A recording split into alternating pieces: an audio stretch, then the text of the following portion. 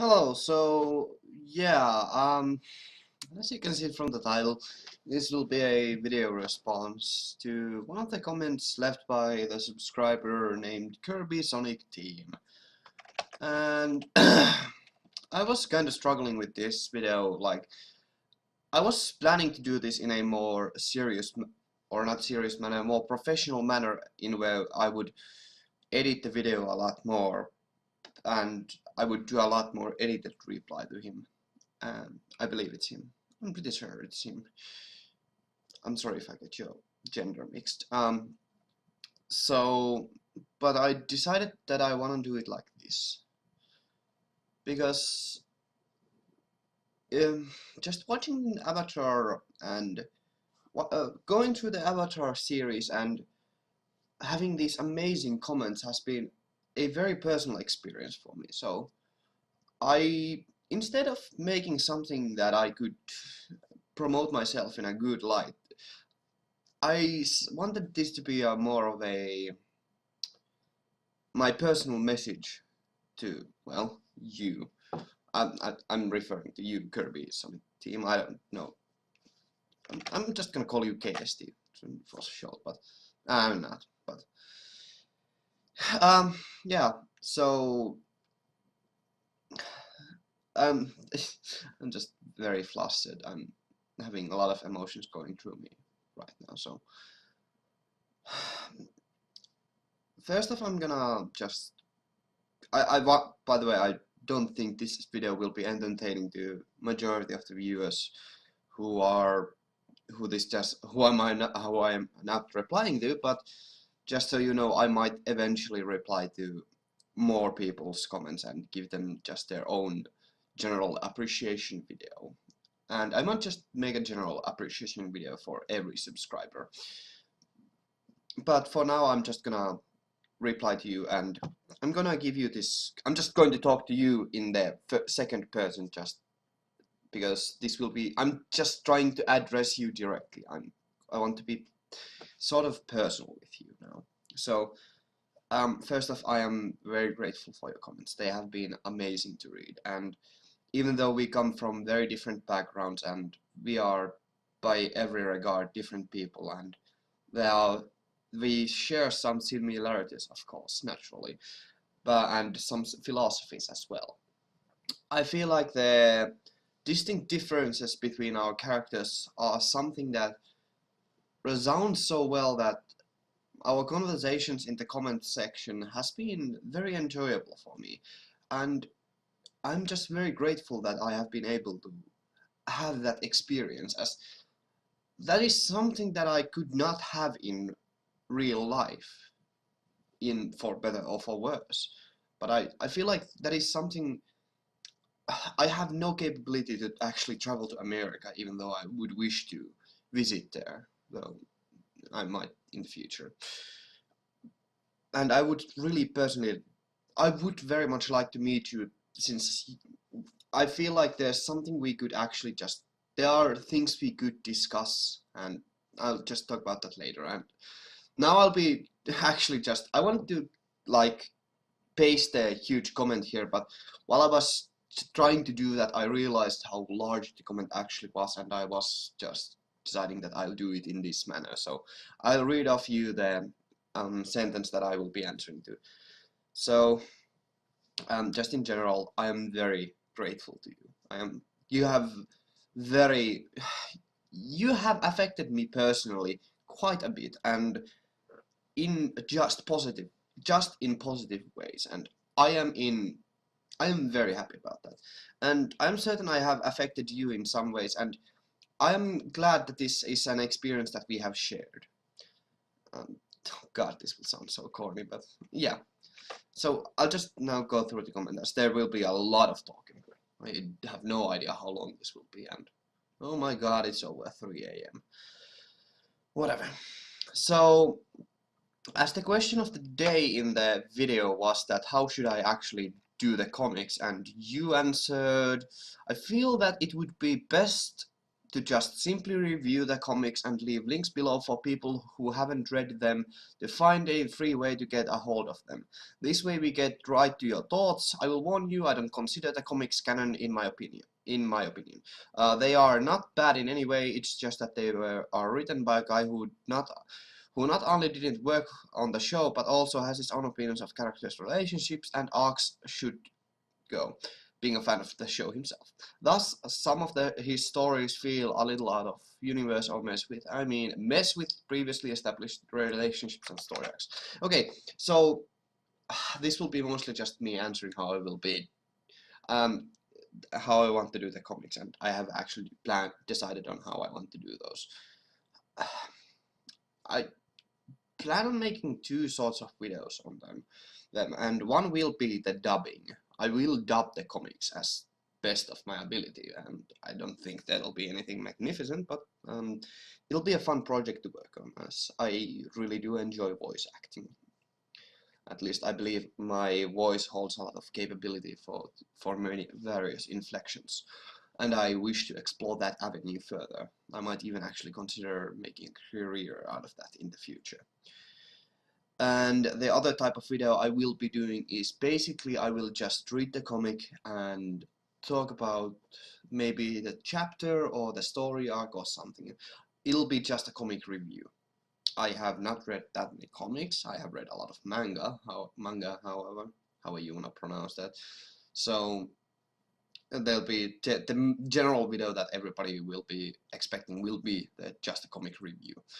I won't probably edit those videos that much. However, I do not wish to get copyright struck by just using the pictures of comics. Although I know it's possible to do so, you know.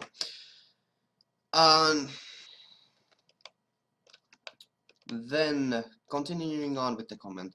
Either way though, as non-canon Avatar material and what if scenarios go, they are perfectly fine. I hope you will enjoy them, but for me Avatar ended with Avatar Aang and moved directly into Legend of Korra. Legend of Korra, however you want to pronounce that. Yeah. That's my general perception as well. I feel like I don't actually even consider. I will be actually doing the Korra, Legend of Korra rather soon, I suppose. So I don't actually think that I'm not.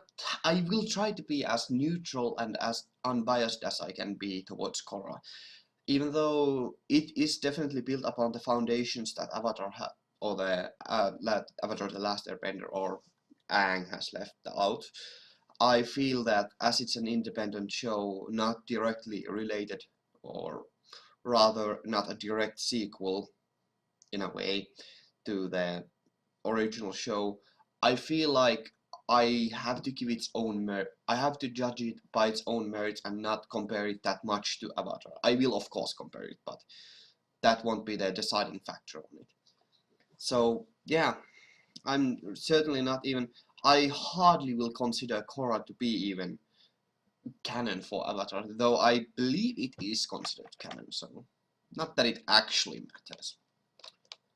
Then I certainly hope that you will be fine with me reading this out loud, since this is definitely you sharing personal information, and if you're not fine, I can make this video private, so just let me know. Yeah.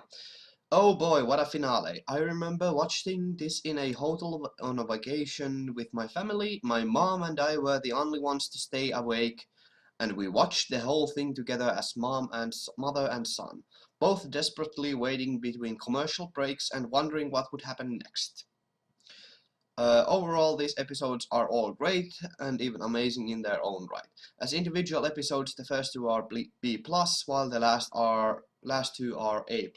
The overall finale gets a solid and very heartfelt A from me. It was truly amazing. Now, I agree with the whole grading the first two episodes. However, I feel like the culmination of the series was in the second last episode, the third part, and that is definitely my favorite episode, I want to say, of Avatar. I think I consider it my favorite. And I actually think that the first part was pretty good. Like a lot better than the second part, that Old Masters. Even though the Old Masters episode had a lot of interesting things about it, I consider the first part to be by far superior to the second one. And the fourth part, however, is the conclusion, and it's by no means bad. And I really want to say, I'd say it's a very good conclusion, as I have said in the season review vlog. So, um, I don't know how much to say. I probably would say that the third part is the best. Personally, I judge the third being the best, then the first part being the second best, the last part being third best, and the second part being the fourth best, in that sort of manner. And the second part, upon reviewing that video, I have actually kind of calmed down on it, and it has a lot of problems actually. Not the least which is that it has actually a kind of a strange pacing. I found it to be, but that's just me personally, so that's not that much of a complaint. I really wonder how I would have felt about the series if I had watched it more as a kid. As a child, I didn't really watch that much TV, or at least I didn't watch it regularly, so I didn't get that experience. I rarely watched TV with any of my relatives, actually. Sometimes with my little brother, but I have not been so close with my in that way. I haven't been close to my father and mother, though in other ways we have bonded through other experiences such as hiking and just traveling in general, though I really despise traveling, but you know, it has been, that is the way we have bonded. So I wonder how I would have reacted, and I really would like to have done something with my own parents to bond myself with them while they are still alive, and I will probably try to engage them in some of that sort of event, maybe in the future. Then addressing your specific points. Toph, Sokka, Suki and tension. Now this is how you do tension in a big action scene. The finale did something super smart in only having the characters we care deeply about take part in the action for the most part. You constantly feel like the characters are in a state of danger, and while they initially take out the soldiers and steal the ship, they do get it to crash into the others. I feel this is deserved as it's portraying the characters' strengths before they are torn down in the second half. Toph gets her last awesome moment with the metal bending armor. Sokka proves that he can think on his feet and gives us one of my favorite scenes in Avatar humor-wise, with the bomb day birthday party, and Suki gets to be Suki, so awesome and quick on her feet. Seriously, who else would be able to take another airship then figure out how to guide it on her own? Even better is the second half, where not only does Sokka break his leg, creating tons of tension, but they immediately put Toph and Sokka in mortal danger. Thankfully, Sokka's faithful brain and tools come together to save them, but seriously, I thought they were gonna die. And if the show can make me think that, then it did its job, whether or not I would have preferred them to die, which who would? So, I must agree that the episodes did a very well job in building tension in the final fight. Though I did not personally think that they would die, as I knew that Nickelodeon has a more strict policy on on-screen deaths, should I say. So I knew that they would not actually die, but that's more of meta-knowledge, and by itself, I feel like the episodes built, or rather the episode had a really good tension, and I must agree it was very masterfully built. And yeah, I can totally relate how people would be fooled by it, and I was almost fooled by it myself. I really, like, I was really torn between whether Suki was dead or not when the airship kind of crashed. Though I was very certain that I was just considering like, oh, she could actually be, well, she can't die, but she could be seriously injured. I was actually positively surprised by the fact that Sokka injured his, or rather Sokka's leg got injured, because that shows a sign of weakness that's not really that often shown in shows, which is minor injuries and something like that. Yeah, I know broken leg or twisted leg is not a minor injury, but considerably minor injury too, especially when compared to something like loss of arm or something like that. And I know, I don't know, I just like that little fact. I it was a masterful tension building, but there's something about it that just, I feel like there's something for me to nag about it, but I don't really have anything actually to say about it. I just feel like there's something I could talk about it. That will be for another time. The old master, and continuing with your comment, as this will be a reply. The old masters and bossing say, unfortunately, this is where I need to give some criticism, even though I don't want to. These scenes unfortunately fall into the same category as the invasion fights. It's characters we don't emotionally care about fighting other people we don't care about. I already explained this in detail, so I'll just say 3 things. 1. I have no problem with the Masters having no trouble with the Fire Nation. It makes sense, and it's very invigorating in theory, because Ba Sing Se has already fallen, so it's now time for the heroes to save the day. 2. The Boomy scene where he flips all the tanks does work because it's funny, and we're not supposed to worry for his safety, meaning the scene can do whatever it wants to do, and that's to be entertaining. And 3. There are only 2 scenes of the Old Masters, so they don't really take away much, if anything, away from the episode's quality. They are just a bit of boring distractions, but short ones, and definitely cool for the first time around. So yeah, about the invasion, I did really cool down on those. I second time viewing, I did not really like them that much. The whole Day of the Black Sun episodes. They have a huge wow factor for the first time viewing, as does this, the Old Masters fighting. Though, I must admit, it's just the first time viewing. Again, those are scenes that are apologies. Those are scenes that I feel like could have been cut. Though I don't mind them being in them, they are just mindless fun and harmless action, and they don't actually break up the pacing that much. And it feels pretty nice, and it looks cool, I think. So at least the first time around. Second time around, not that much, but you know, the charm of the new, I suppose. Um, yeah, I know. I don't know. I would have personally not really cut them out, but I can understand why they should be cut out. Just thinking analytically, they have very little reason to be there.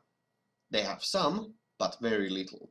Like the whole scene where they just showed them being badass, and they could have actually cut quite a bit of that out, just showing that they are going to face the army. And they could have cut it out with that, I feel like. And that would have been satisfying. There's not much else to say about that. So, Azula's breakdown. Oh yeah, this'll be. The whole Azula's breaking down was something really interesting. Okay, so let's move. So this comment, or rather this section of the comment. One quick thing: blue fire is a real thing. Ever looked at an older stop burning blue flame? So it's not only blue fire possible, but the color it makes on all the scenes with Azula looks almost simply. So I feel like it's a cool visual effect. However, with my knowledge of physics, it's incredibly hard to maintain blue fire unless you have certain liquids burning, and then that's a different type of chemical reaction other than just burning itself. But whatever. So even though it is actually very plausible, and in the season review vlog I stated that it's plausible to have other kinds of fires, like I did some research and I found out that there's actually possibility for Blackfire as well. Who knew? And though it's a possibility, it's not actually practical since having a different colored flame actually. I know this is going to be a long rant, so I'm not going to talk about this much, but yeah, blue fire is thing, I know that, but it's just maintaining blue fire takes a lot more power. And considering that blue fire actually is just a little bit hotter than normal fire, it's not actually that energy and efficient, so it's mostly just wasting energy, though it does look amazing and I don't mind it. I really do like that perspective, but yeah, it's just a thing, but it really fits Azula quite a bit. So continuing, Azula's breakdown is something truly phenomenal. The creators did not just depict a woman gone crazy, but they depict a person who has been so in control of her life and everyone around her that when she finally loses that control, she reveals who she truly is inside. A scared young girl who just wants nothing more than for things to make sense and for her mom to love her. Her descent into madness is beautiful and truly heartbreaking. The last we see of Azula is her completely losing any grip on reality. She's gone and done, a hopeless body without a soul or mind to control it, and all she can do is cry. I don't even think she knows why she's crying, she's just gone. Okay, I did not remember this part of the comment. There's quite a lot to say about this. Once I do the character bio videos, I will be talking about Azula more in detail, as she's truly an interesting character, more so in the climax of her character development, which is her breaking down mentally. I believe she might have gone a bit schizophrenic when she got betrayed by May and Ty Lee, and that's why she saw her mother's ghost, or rather illusion of her mother's ghost. So I didn't really think that she still, in the end when she loses, I really do feel like she still is, like she still exists, but she's thoroughly torn down. It's possibly the first time that she's ever lost, so it's an incredible scene, and just the Azula versus Zuko fight was my favorite scene of Avatar ever. So I'll discuss more about that when in some other video. I'm not gonna talk about that much here because that's just I don't want to make this like two-hour video. So let's just quickly wrap this section. Seriously, go back to those scenes sometime and just watch the character animation on Azula. The scenes could be their own little mini episode on their own, and I even enjoy that they get some humor out of it with the whole Law and Lee banishment scene. But seriously though, she freaking lies down on her side like she wants Katara to paint her like one of her French girls before firing a bolt of lightning. Who is this? Oh yeah, I did not consider that. But yeah, those scenes are, I really do enjoy how Azula's madness was animated. I personally really enjoyed that. I have not much else to add to that. The scene with her mother is, I think, is worthy of some kind of an award for just how sick it is. Seriously, think about this for a second. Azula had to force an imaginary version of her mother to say she loved her, and she still doesn't believe it.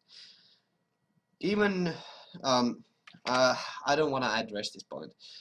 Schizophrenia is a very personal thing and topic for me, so I'm not going to talk about that here. She even firebends out of her ears when she has her final breakdown. And I love that the characters don't celebrate, but Katara and Zuko look down with awe and sadness.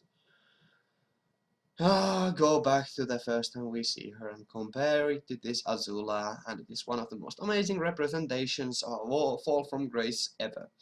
Emo, but in my opinion. But darn it, I wish it were fact.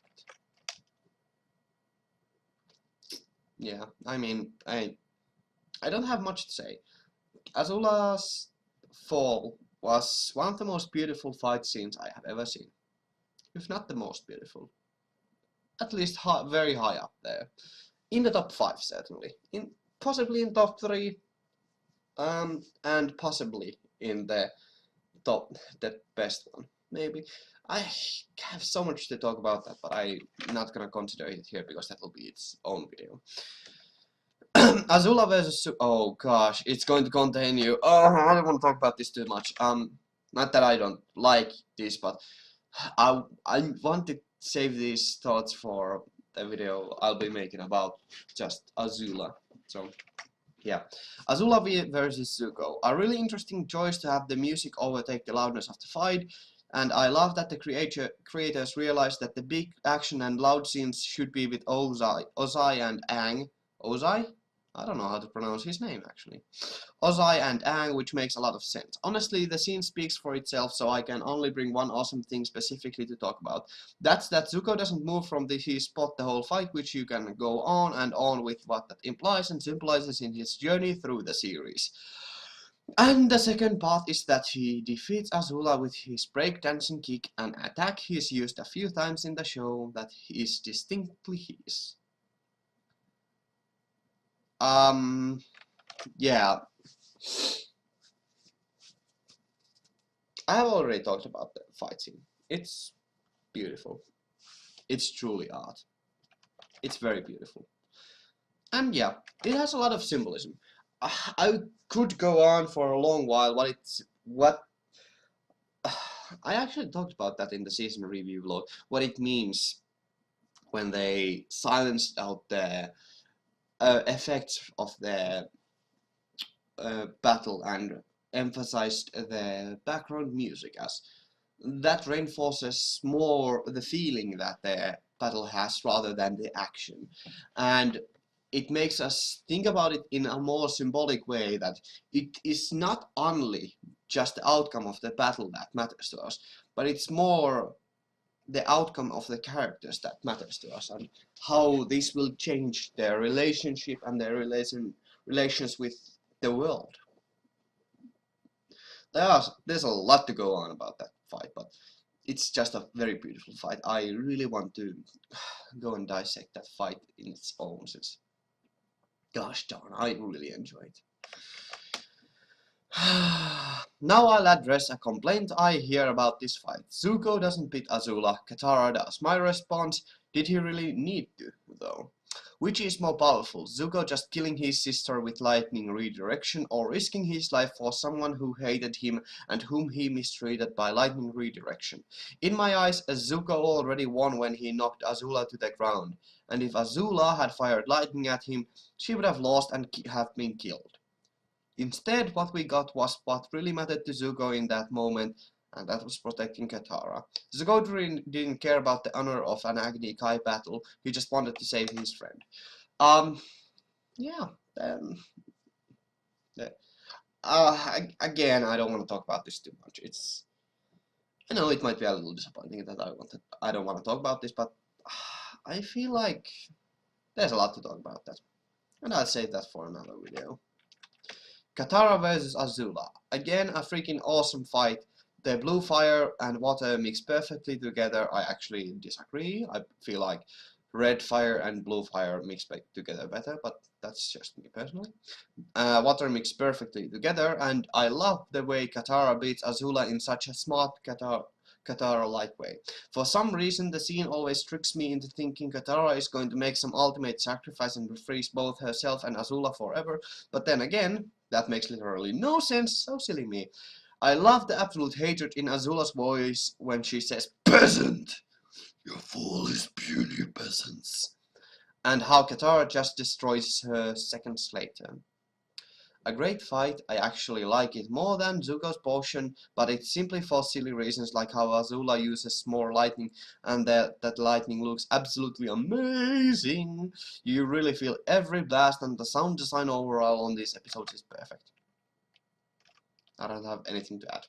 I really do like that fight scene as well, and I do personally enjoy it a lot more than no, I don't. Nah, No, I enjoy the Zuko portion more, but that's just because it's a lot more symbolic.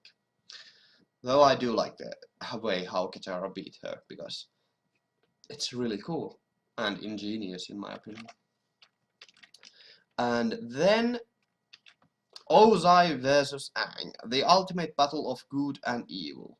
I love that Aang is competent enough to defend against Ozai, proving that all that training wasn't for nothing. Book 1 Aang would have been dead in seconds. But I also like that Ozai is at an advantage and that they are not evenly matched. This creates not only for great tension but gives us an amazing balance tip when Aang goes into avatar state.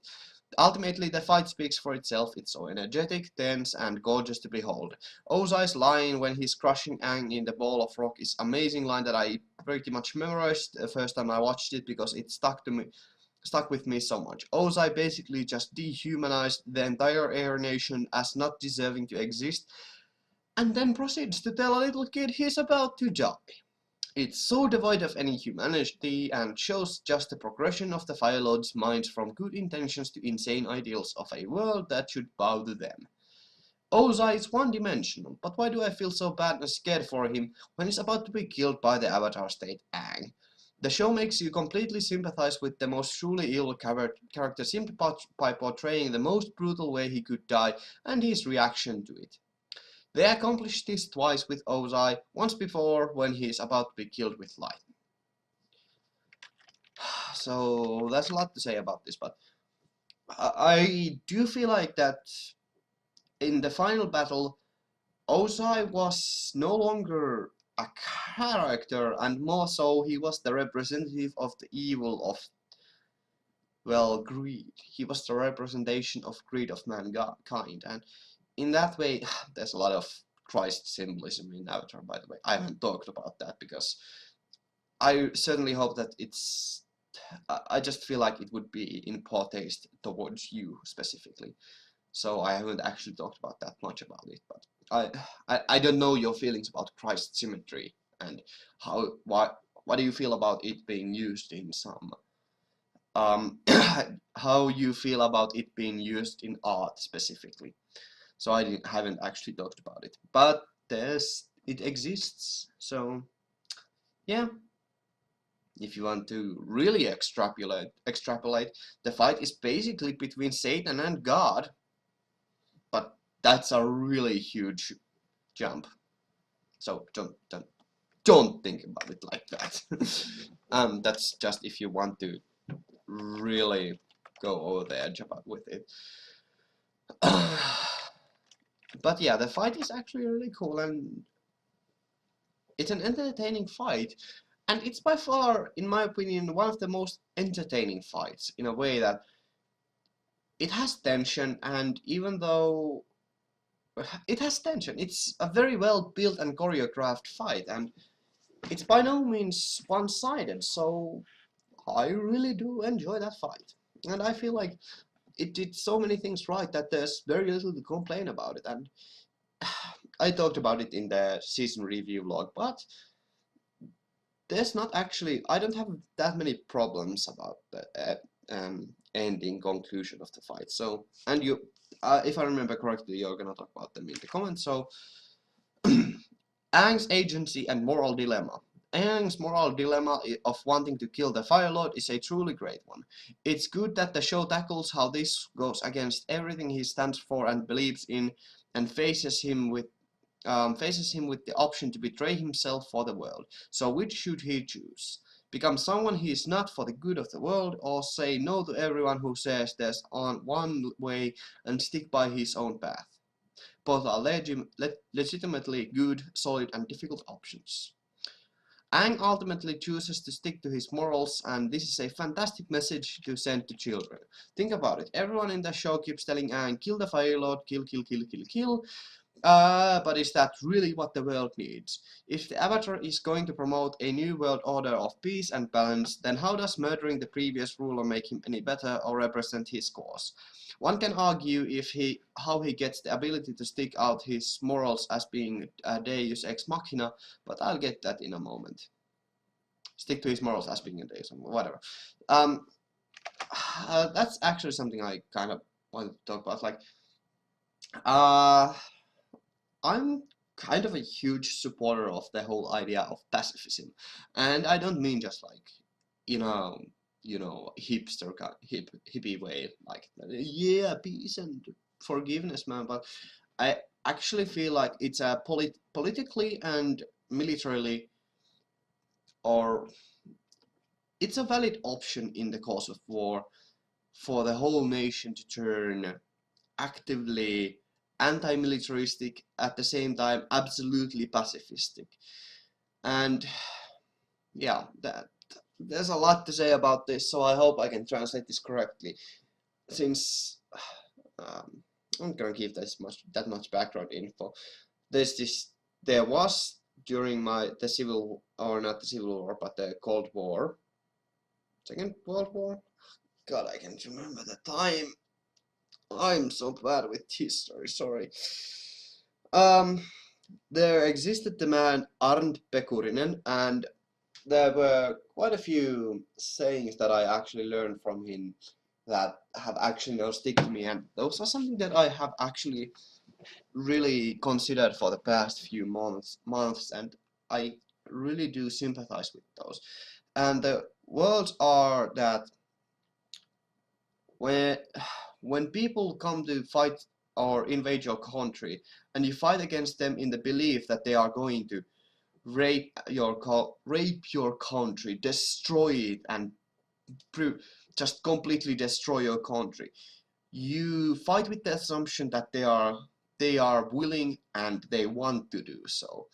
While in my heart I believe that they are just young men who are forced from their homes to fight for their country, and they are by no means willing rapers and murderers and destroyers of cities and people. Wow, I butchered that line horribly. But the idea is that if you don't show resistance, then there is no war.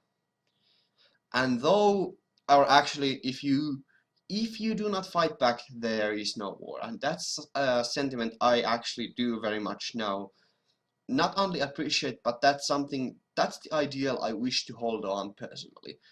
And that's the reason why I didn't get drafted.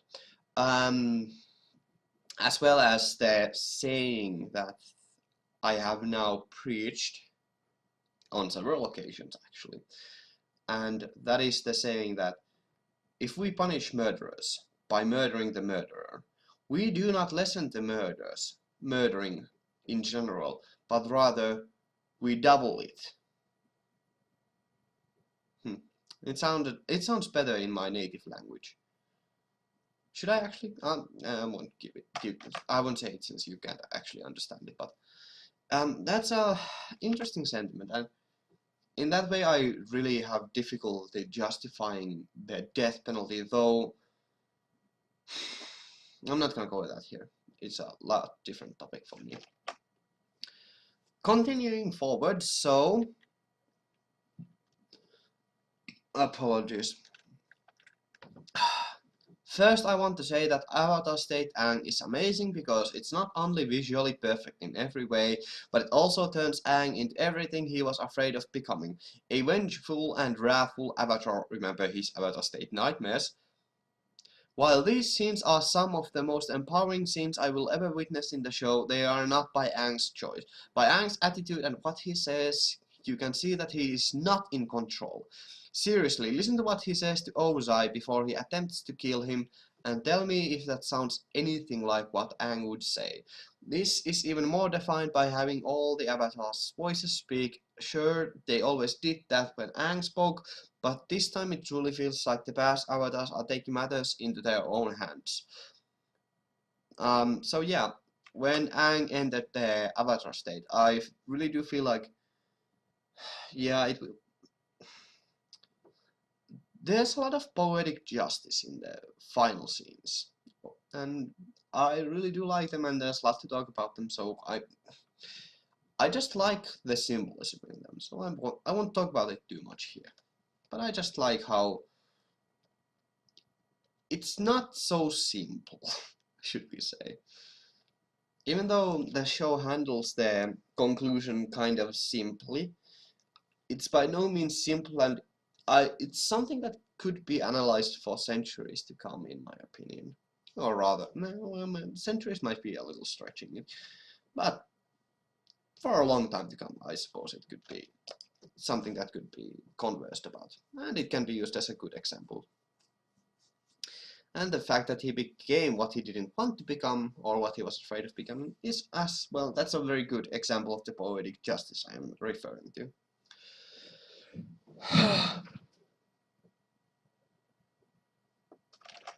Apologies. I apologize for that slight interruption. I thought that roommate or the neighbor in the other room heard me, but no, that was not the reason. So I will be continuing in a little quieter manner, should I say, in any way. So, continuing on with the comment. But when he finally does get control, he beats the Fire Lord by himself in about 10 seconds with the skills he learned from his friend, and with the element he had the most struggle with, and with his natural element air, truly showing in just those 10 seconds Aang's growth as the Avatar.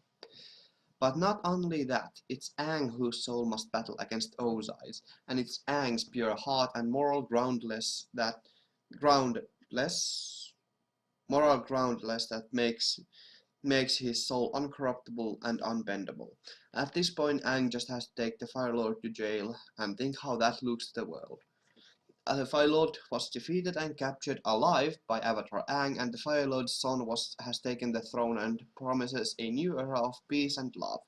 Will this be hard for everyone to accept? Sure, but does it leave any room for anyone to question Aang's honor and sincerity? Nope. They will just have to evolve with the world, and come on, who really wants to live in a world at war? Those kids from the Fire Nation dance party will be the new Fire Nation, and will be able to have the greatest class reunion ever with the coolest classmate they ever had, who taught them freedom, to think for themselves, and how to dance. Huh. When I read your comments for the first time, I didn't actually really think about that, but that actually is, I don't really take in the whole meaning of the comment. So I don't know, that ending sentiment is just something I really enjoy. I don't have much to say about this, since I have my own theories how the energy bending works, and I don't actually think it's something where you actually struggle with someone's soul, so to say, though that visual was by every regard amazing, but I just don't think that's how it works. But that's just me, and that's just me trying to be stupidly analytical and just trying to explain everything with science, but that's just how I am. So I don't have much to add here, so let's just continue forward. Energy bending, lion turtles, and convenient rocks that somehow activate the avatar state. Now let's tackle the biggest complaints, the biggest hurdles that most anyone who watches the finale must tackle and either accept, hate, or understand. Energy bending itself is awesome. It looks amazing, and honestly the scene scares the crap out of me. As the creators put it, they wanted to portray it as if the characters' souls were being flipped inside out, and I think they did it very well. The execution was amazing, and the idea actually makes sense in this world. As I said, I have my own theories about the energy bending. It looked cool. Then, oh boy, the lion turtle. For the longest time, this was the whipping boy of any flaws with the finale, but I think many missed the point. Is it kind of Deus Ex Machina? Yeah, sure. I mean, Aang does needs a way not to kill the Fire Lord, and suddenly a magical monster can give it to me. How convenient. But let's think of how the series actually works, shall we? This is a show about balance and how the world needs to be put back in balance. In a way, while agency of all the characters is certainly there, one can't help but feel like destiny and the world itself is on Aang's side. Aang just so happens to appear 100 years after the war, just in time for Sozin's comment and for him to meet, interact, and improve the lives of all the people he does. Smells a bit like destiny to me. A magic swamp calls Aang to find out who his earthbending teacher will be on an an unexplained tornado. Destiny, destiny, destiny. Um, the lion turtle is no different. It's already pretty clear by the build-up that this is some kind of the otherworldly creature. It can't be tracked, it knew just when Aang needed him, it called him after all, and it knew where the final battle would take place and that Ozai would show up. The show does an excellent job of building the lion turtle within the episode by having Aang on the lion turtle for a whole episode. Alright. C'est la vie. I have a lot to say about this, but that's basically, I just judge the show to be predeterministic. If you know what that means, kudos, and that kind of explains everything. Basically, it's just destiny. That's just how I see it, and that's how most shows actually go around things. But that's just how I view them, and by no means do I recommend anyone to actually support predeterministic worldview, as it is entirely boring and very depressing. My own worldview is very different, but it has been I had considered my worldview to be predeterministic at some point, but then I just stopped caring. I'm not gonna talk about this in here. I don't personally mind the lion turtle that much, as it was mentioned previously in one episode specifically, though nobody remembers that, but it's just, yeah, it does smell a lot like Destiny, and I personally have no qualms with that. I feel it's perfectly reasonable and fine to have something like that show up. Yeah, simply put. So let's continue just forward. The universe is giving Aang an option to restore balance, and Aang takes it, but like mentioned earlier, it's not without a potential cost at the loss of his entire soul becoming corrupted.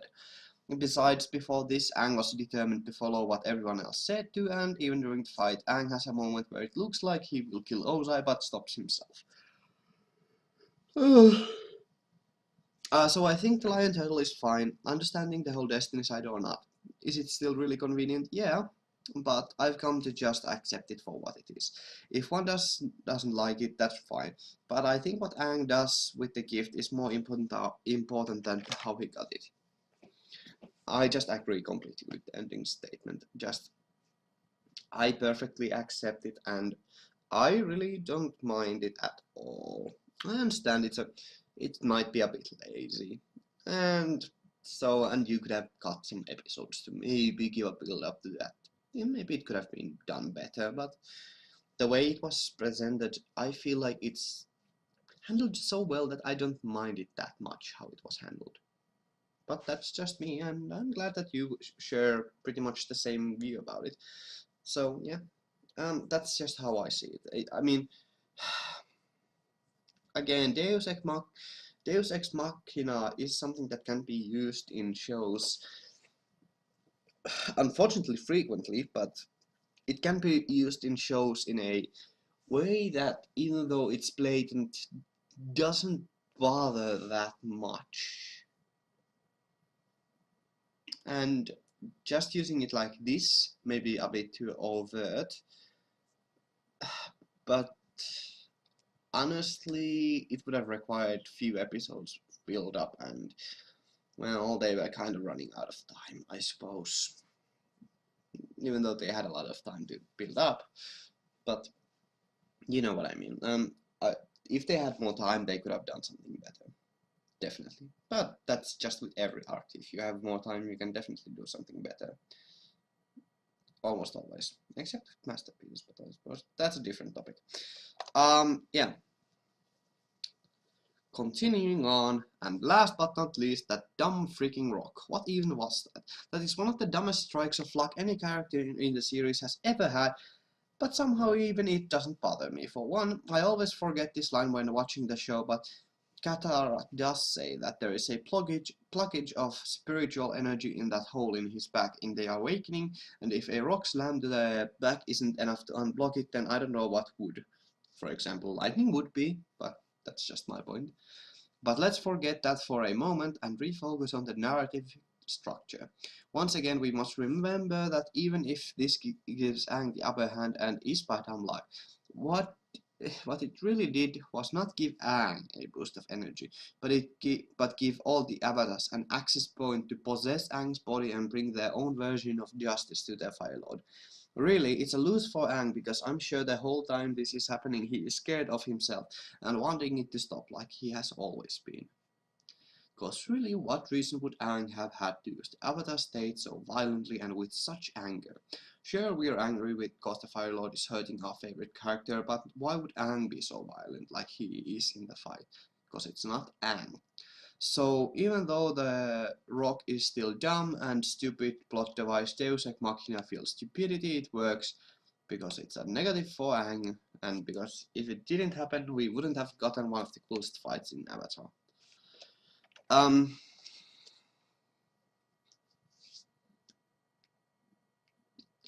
I mean, I agree with the statement you have said, or at least the conclusion, but I disagree with the premise on that. I said this in the season review vlog, so I'll just quickly recap it here, but I do not feel like I am not personally bothered by the rock. I know why some would, and there are certainly ways that again it could have been handled. Oh god! It could have been handled in a different way, but rather this is a good way to handle it. And what I said in the common season review vlog, I said that it is completely acceptable that even though good should win, it requires dumb luck for it to succeed. Because I'm really blanking out on the explanation. But I really don't mind the fact that good wins just because of blind luck. It's just something where it requires heart to trust that you are doing the right thing and do it regardless of the circumstances and chances you have of actually winning. How should I say that? It's hard to explain, but it's just something I accept as it is, though I see why people would not. Continuing onward, Katang. So Katara acts in. First off, I must state I am not a shipper, so any defending or praise is not from someone who's always wanted to get together, wanted the two to get together. The final kiss is very well done and a very good way to end the series on one of the best friendships in the show, going beyond just that into something more. Like that, since the war is now over, Katara finally could accept and confront her feelings for Aang. And I also feel like that I also like that it's Katara who initiates the kiss. Aang is just content to look into her eyes, but Katara is the one who leans in and takes the ownership of the relationship and even wraps herself around him. It is really satisfying conclusion to their relationship from the beginning of the series, and for those who think Katara never had feelings for Aang in that way, should refer to the headband where she gets jealous of girls dancing with him and pretty much gets turned on from their dance. So yeah, I'd say there is something there. I have nothing to add to that. I just agree with that statement. Yeah, that. I agree with that completely. Loose ends. Where is my mother? Well, that was a strange accent. I don't care. All I need to know is that Zuko knows, and one can only assume he will go looking for her, which gives even more hope to an already hopeful ending. Speaking of which, a deserved happy ending. There are a few. I'm just gonna talk about that loose ending before continuing forward. As I said in the season review vlog, I don't mind that ending comment, as it gives mostly just a promise for the future that there can be something else. It isn't such a huge cliffhanger that we are left wanting that much more, or that we are waiting without patiently. We just we are not waiting at the edge of our seats for the future, since we know it's the end, but it's something where we are shown that there's still something left to be discovered, and there are still storylines left to explore. How else should I say that? I suppose that's enough. Okay, then. A deserved happy ending. There are a few times where I'm okay with there not being much sacrifice for an ending. All the good guys survive, and all is well in the end. There is no future threat inside, no political aftermath, just a peace-filled ending. And I wouldn't have it any other way. This is one of the few shows where I can easily with 100% confidence say deserved a happy ending. After this journey, after all the struggles, hardships and trials the group has had to face, they deserved for things to end well. And you don't feel cheated by this ending either. This ending is so hopeful, the only tears that could come from this have to be tears of joy, because the ending feels so earned. I've seen so I'm gonna say, yeah, I feel like since there has been a lot of failures during the show, or rather Aang has failed and the group has failed and they have not succeeded properly, and when they have not done it completely, and there have been sacrifices here and there, and it hasn't been an easy journey. That's the point. And that's why I feel I personally have no problem with it being a completely happy ending with nothing actually that sad in the end. Maybe Zuko lost her sister to madness, but in the end, is that such a huge loss? Losing someone like that. Actually, it still is. I mean, I still think that Azula could be redeemed in a way, but that's not for this video. Continuing forward. I've seen shows where the main character dies, or the ending is more bittersweet, and those endings were still are satisfying conclusions, but none have ever given me the feeling of bliss and pure happiness that this ending gives. The only sadness possible from this ending is that the series is over, and having said that, I must say that it has been an oh wow, I'm almost at the end. Holy, oh, surprise. Okay, I'm just gonna say something about sad endings, so to say.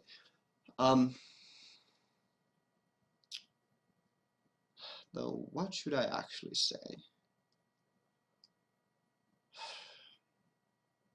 There's a lot to say about that.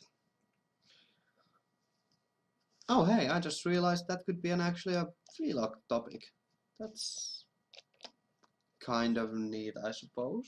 So yeah, I'm just make that a vlog topic. Sad endings, or sad slash sacrifice endings. So I suppose thank you for giving me another topic. I didn't actually think about that previously, but that's something where I could actually talk about more. So, it has been an amazing watching every episode with you. The best part of this series, as I've stated before, is the relationships it can build outside of the show. I've made a new friend in you, Ganmu, or at least I feel that way, and we both get to experience something together, even if we are so far away. I love your reactions and opinions, and it feels like I'm witnessing a friend sitting next to me, enjoying something that I enjoyed so much when I was a kid, and can now express my opinions with. And here we get to the more sappy stuff. This is kind of the point that I wanted to specifically. This ending is something I wanted. The reason I wanted to make this more personal video, and I wanted to like open myself up to you like this. And there's a lot to say, and I personally feel that even though, as I said in the beginning, we are definitely different people, as I am not religious, but I do not have any problems with religious people and such. And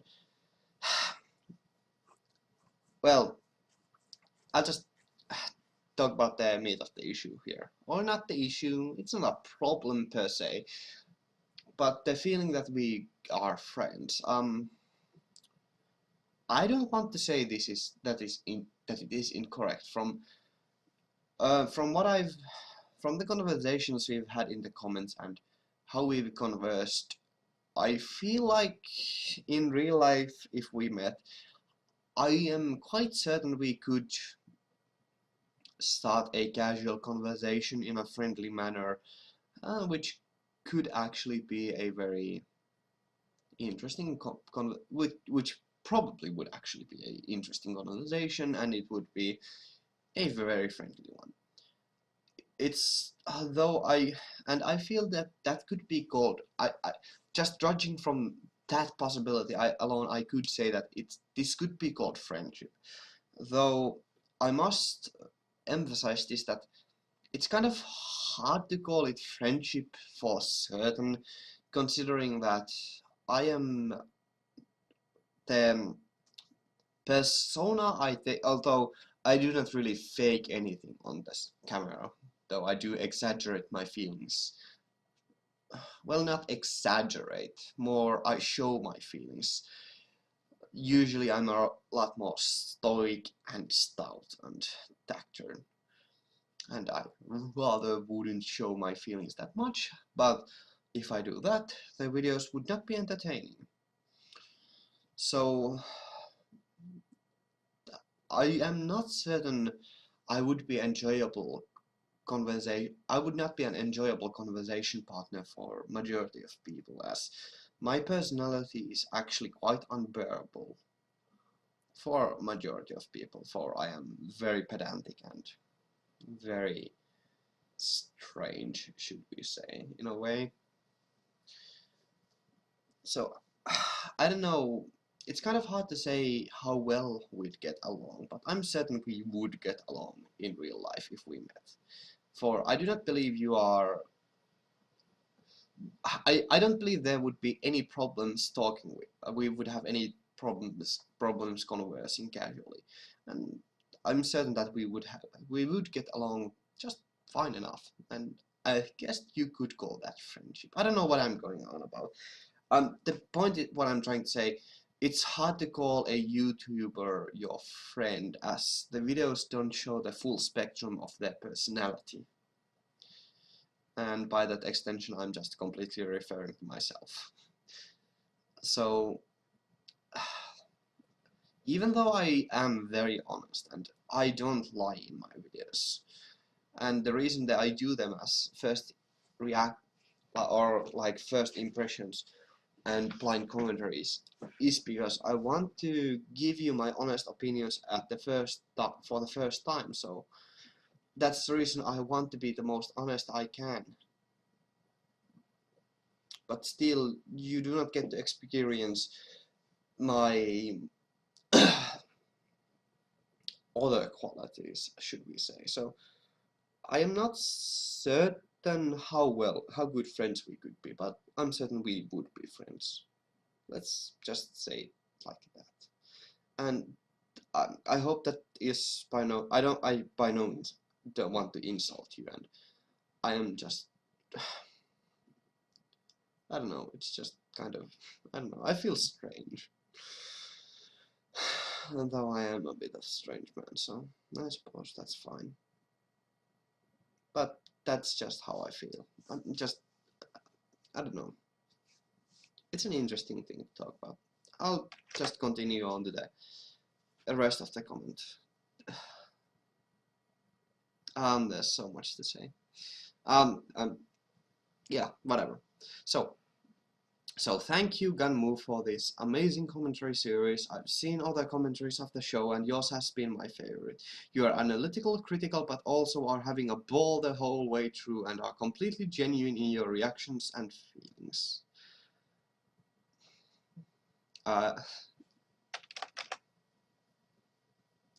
Don't, I just, Positive feedback is one of my favorite things about the comments, since um, I have grown up in a very rather harsh environment, so I'm not very used to positive reinforcement. So I'm just very appreciative of every positive comment I get, and they just touch me in a personal way, and they really do want me to push myself forward and want me to test my limits as to what I can do as a content creator and a commentator, as well as an editor and such thing. And I'm so grateful for your kind words, and not only in this comment, but in general, I'm very thankful for you. I'm very grateful. But I'm also very grateful for everyone else's comments. I don't want to make that lesser, so, but this is just, I'm just personally trying to address you here. Okay, continuing forward. So, Avatar: The Last Airbender is my favorite show of all time, and as a Christian, it holds even more value for its positive messages of love, peace, and relationships. I love that I can watch this show and not feel like I'm wasting time for most of the episodes, that is, and that the show is something everyone can enjoy and can even enrich people's lives. It never did that for me, but it always was a nice reinforcement for my morals as a kid, and it can be a great teaching tool for children. Uh, though I must say that Avatar is one of the best shows I have seen, I am not so certain I want to call it the best series I have seen. But it's definitely up there. But it's only because I don't judge shows in a numerical scale. Or rather, I I enjoy different series for different reasons, and um, there are reasons why Avatar isn't my favorite series, and it's a very complicated reason. So I won't be going into that here, but it's a show that I heartily recommend to everyone, at least to try, since it has so much potential. And it's so great for many reasons, and there's just majority of the things are just so right, and even the things that are not completely right are just so well done. That's kind of interesting thing to say now that I think about that, but the point is, it's an amazing show, and I thoroughly agree with. Uh, it didn't change my life, so to speak. The show itself did not. However, the show symbolizes a lot else for me, and basically that is the change of my personality. As I have grown as a person a lot throughout the series, but not because I watched the series. At least that's not the main part of it, but more so in the way that I express my thoughts and feelings, and that's an invaluable skill for me, and I feel like I've become rather adept at speaking now publicly, and I am very happy that I was able to do it with a show that allows me to speak about concepts that are not too nebulous or far-fetched, and Avatar is just a perfect show for that, I feel like. So I'm kind of glad that this was the show that I was able to grow myself with, or use to define myself with, as a commentator. And as a person as well, I suppose, in some ways. So indeed, it holds a very specific place in my heart, and in my history now. Though it's that I'm not by any stretch of imagination, am I done off with the series, so yeah. Then just a few more. Aang's symbolism of Christ and his love towards all of humanity, even those who some deem so as evil, is so present in this series. They even have him stand on a cliff with a staff and then petting a sheep representing the good shepherd, as that is my savior. I don't think the creators are Christians, but I am so glad that teaching of Christ are seemingly important to them whether they know it or not. I don't want to address religion here specifically because there's, well, my relationship with religion is well, not a difficult one, so to say, but it's a complicated one. It's not very gruesome, or there's nothing bad related into it. It's just that I don't consider myself to be religious, though I had I had a Christian upbringing in a way, or I was taught up with Christian teachings, though none of my parents is actually religious at all. My mother is spiritual, but that's a different thing. I'll talk about that when I eventually make the vlog of me and religion and me.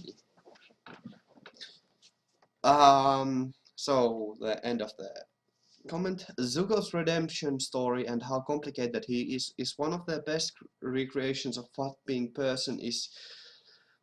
a person in this world in need of a forgiveness is like. We all make mistakes, go down dark paths, we turn around and are about to embrace God or good, but then turn back to our wickedness. Yet through all that, when we look back at the path we've led and are in disgust, we can look to the path that God has set before us and run towards His forgiveness.